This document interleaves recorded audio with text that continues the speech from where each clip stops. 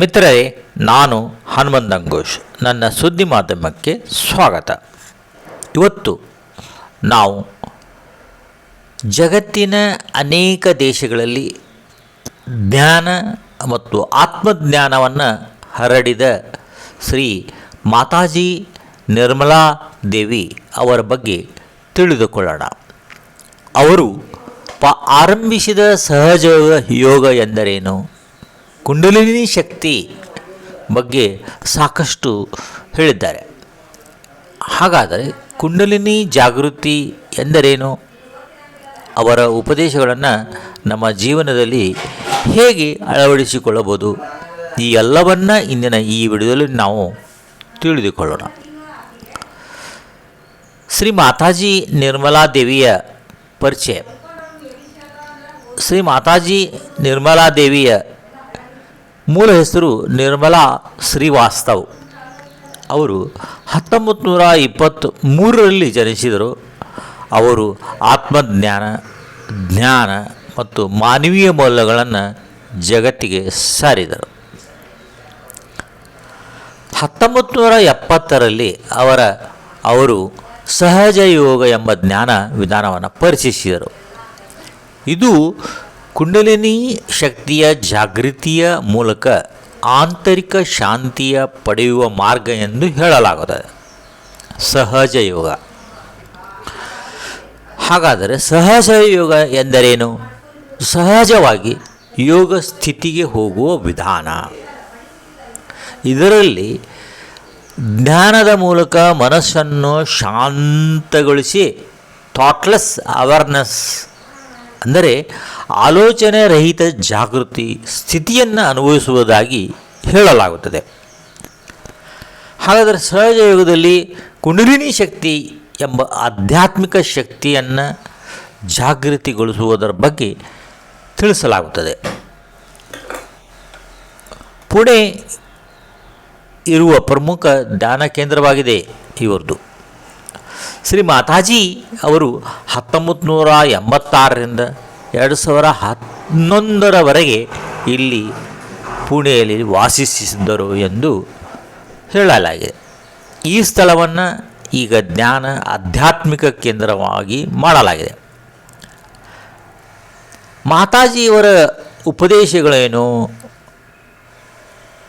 ಒಂದು, ಒಳಗಿನ ಶಾಂತಿ, ಪ್ರೇಮ.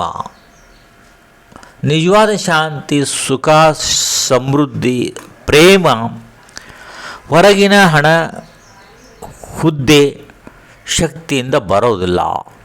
ಅದು ನಮ್ಮೊಳಗಿನ ಶಾಂತಿಯಿಂದ ಬರುತ್ತದೆ ಎಂದು ಅವರು ಹೇಳಿದರು. ನೀವು ಪ್ರೇಮ ಮಾಡಿದಾಗ ಆ ಶಾಂತಿ ಲಭಿಸುತ್ತದೆ ಅಂತ ಹೇಳ್ತಾರೆ. ಧರ್ಮಕ್ಕಿಂತ ಮಾನವೀಯತೆ ದೊಡ್ಡದು. ಎಲ್ಲ ಧರ್ಮಗಳಲ್ಲಿಯೂ ಸತ್ಯ ಒಂದೇ ಅವರು ಹೇಳಿದರು. ಮಾನವೀಯತೆ, ಪ್ರೀತಿ, ಪ್ರೇಮ ಮತ್ತು ಕರುಣೆ ಮುಖ್ಯ ಎಂದು ಬೋಧಿಸಿದರು. ಧ್ಯಾನದಿಂದ ಮಾನಸಿಕ ಶಾಂತಿ ಹೇಗೆ? ಪ್ರತಿದಿನ ಕೆಲ ನಿಮಿಷ ಧ್ಯಾನ ಮಾಡಿದರೆ ಒತ್ತಡ ಕಡಿಮೆ ಆಗುತ್ತದೆ, ಮನಸ್ಸು ಶಾಂತವಾಗುತ್ತದೆ, ಕೋಪ ಕಡಿಮೆಯಾಗುತ್ತದೆ. ಮತ್ತು ಈ ಸಹಜ ಯೋಗದಲ್ಲಿ ಹೇಳಲಾಗುತ್ತದೆ ಸ್ವಯಂ ಪರಿಶೀಲನೆ. ನಮ್ಮ ತಪ್ಪುಗಳನ್ನು ನಾವು ನೋಡಿಕೊಳ್ಳಬೇಕು. ಇತರರಿಗೆ ದೋಷ ಆರೋಪಣೆ ಮಾಡುವುದಕ್ಕಿಂತ ನಮ್ಮ ವ್ಯಕ್ತಿತ್ವವನ್ನು ಸುಧಾರಿಸಿಕೊಳ್ಳಬೇಕು. ಸಹಜ ಯೋಗವನ್ನು ಅನುಸರಿಸುವ ಲಕ್ಷಾಂತರ ಜನರು ಇದರಿಂದ ಶಾಂತಿ ಮತ್ತು ಧ್ಯಾನದ ಅನುಭವ ದೊರೆಯುತ್ತದೆ ಎಂದು ಹೇಳುತ್ತಾರೆ. ಆದರೆ ಕೆಲ ಜನರು ಮತ್ತು ಕೆಲವು ಆನ್ಲೈನ್ ಚರ್ಚೆಗಳಲ್ಲಿ ಈ ಚಳುವಳಿಯ ಬಗ್ಗೆ ಟೀಕೆಗಳು ವ್ಯಕ್ತವಾಗ್ತಿರ್ತವೆ. ಅದು ಅವರಿಗೆ ಬಿಟ್ಟದ್ದು. ಆದ್ದರಿಂದ ಯಾವುದೇ ಆಧ್ಯಾತ್ಮಿಕ ಮಾರ್ಗಗಳಿಗೆ ನಾವು ಅನುಸರಿಸುವಾಗ ಇಂಡಿಪೆಂಡೆಂಟ್ಲಿ ವಿಚಾರ ಅನುಸರಿಸಿ ಯಾವುದು ಸರಿ ಯಾವುದು ತಪ್ಪು ಅಂತ ನಾವು ತಿಳಿದುಕೊಂಡು ಸಮತೋಲನ ಮನೋಭಾವದಿಂದ ಮುಂದುವರಿಯುವುದು ಉತ್ತಮ. ಹಾಗಾದರೆ ಜೀವನದಲ್ಲಿ ಧ್ಯಾನವನ್ನು ಹೇಗೆ ಬೆಳೆಸಿಕೊಳ್ಳಬೇಕು, ಅಳವಡಿಸಿಕೊಳ್ಳಬೇಕು?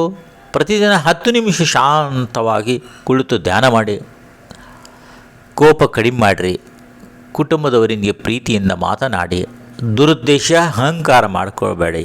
ದೇಹ ಮತ್ತು ಮನಸ್ಥಿತಿಗೆ ವಿಶ್ರಾಂತಿ ನೀಡಿ. ಒಳ್ಳೆಯ ಆಲೋಚನೆಗಳನ್ನು ಬೆಳೆಸಿಕೊಳ್ಳಿ. ಸ್ನೇಹಿತರೆ, ಜೀವನದಲ್ಲಿ ಶಾಂತಿ ಮತ್ತು ಸಮತೋಲನ ಬೇಕಾದರೆ ಜ್ಞಾನ, ಮಾನವೀಯತೆ ಮತ್ತು ಒಳ್ಳೆಯ ಚಿಂತನೆಗಳು ಬಹಳ ಮುಖ್ಯ.